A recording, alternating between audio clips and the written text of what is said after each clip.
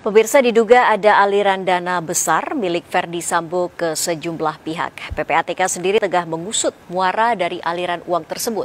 Lantas siapa saja yang terindikasi menikmati aliran uang Sambo? Berikut penelusuran tim Delik RCTI membidik pengabdi Sambo.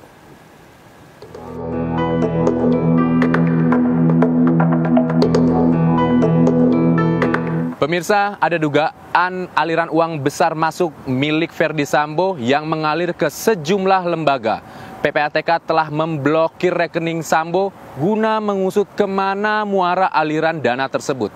Lantas, siapa saja yang menikmati aliran dana Sambo? Bersama saya Daneswara dan Widya Bayujati, berikut liputannya. Kasus kematian Brigadir Yosua berujung pada pemberhentian tidak hormat terhadap Ferdi Sambo oleh Polri. Penanganan kasus ini juga kian menguak sejumlah fakta. Diduga demi memuluskan rekayasa terkait kasus pembunuhan Brigadir Yosua, Ferdi Sambo berusaha menyuap sejumlah pihak. Hal ini terungkap saat Menko Polhukam Mahfud MD memenuhi panggilan Majelis Kehormatan Dewan atau MKD DPR RI pada 25 Agustus 2022. Dalam pertemuan tersebut, Mahfud MD mengungkapkan bahwa Ferdi Sambo menghubungi sejumlah orang, termasuk anggota DPR terkait kasus pembunuhan Brigadir Yosua. Meski demikian, Mahfud menolak menyebutkan nama anggota DPR yang dimaksud. Yang saya pastikan dan saya buktikan bahwa Sambo dengan seluruh jaringannya itu memang membuat gerakan agar orang percaya, dan yang dihubungnya itu satu Kompolnas, dua Komnas HAM, yang ketiga beberapa pemimpin redaksi yang saya sudah hubungi dan benar. Nah, yang DPR ini saya telepon enggak, jadi saya katakan silakan, tidak ada tindak pidananya di sini. Kalau saya katakan itu ada anggota DPR kan sama saya dengan di tengah pasar pada maling, itu kan tidak bisa orang jangan melakukan pidana. Sebelumnya, Ferdi Sambo juga diduga hendak menyuap LPSK. Hal ini guna meminta perlindungan LPSK atas istri Ferdi Sambo, yakni Putri Chandrawati. Upaya penyuapan dilakukan saat petugas LPSK mendatangi kantor Ferdi Sambo di Mabes Polri Jakarta Selatan. Kemudian pasca pertemuan dengan Pak Ferdi Sambo di kantor Propam itu, salah satu petugas kami itu sholat ke masjid. Tinggal satu yang tinggal di ruang tunggu. Ketika tinggal di ruang tunggu itu, staf dari Pak FS datang membawa map, kemudian dia tunjukkan, ini Mbak untuk berdua, titipan dari Bapak. Ditunjukkan isi map itu ada 2 amplop coklat. Ini titipan dari Bapak untuk kalian berdua.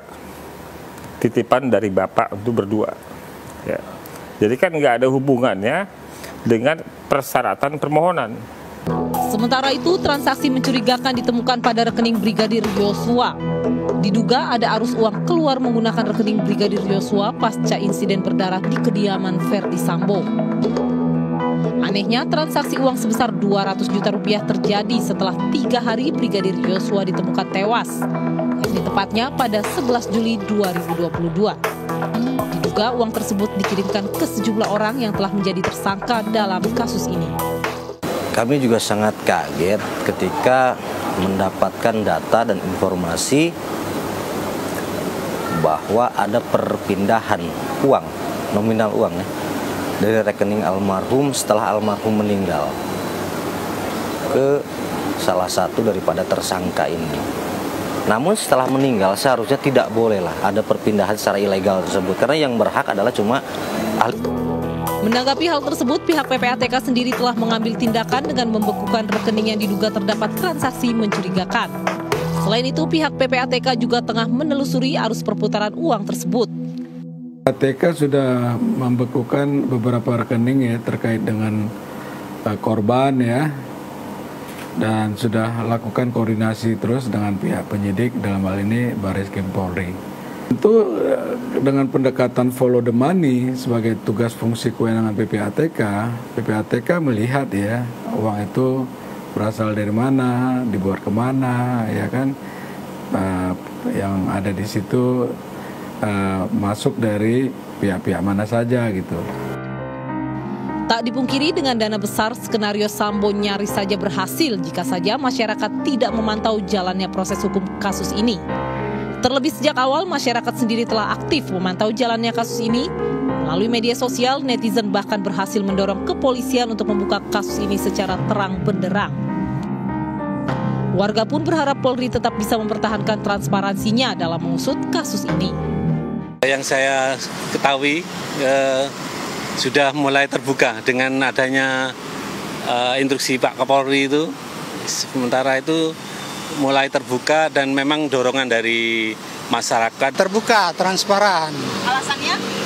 Ya karena kalau mau dilihat ya begitu cepat ya pengungkapan dari Kapolri-nya itu. Jujur dari pendapat saya sendiri tidak terlalu transparan, masih seperti ada yang ditutup-tutupi, terkhususnya dari pihak kepolisiannya sendiri. Jadi ketika sudah ada intervensi dari masyarakat, dari netizen Indonesia, baru mereka kayak mulai mengalami terdesak seperti itu. Ferdi Sambo seolah yakin rekayasa atas kasusnya akan berjalan mulus. Tak tanggung-tanggung, Sambo bahkan menyeret keterlibatan sejumlah petinggi Polri untuk menjalankan skenarionya, namun gagal.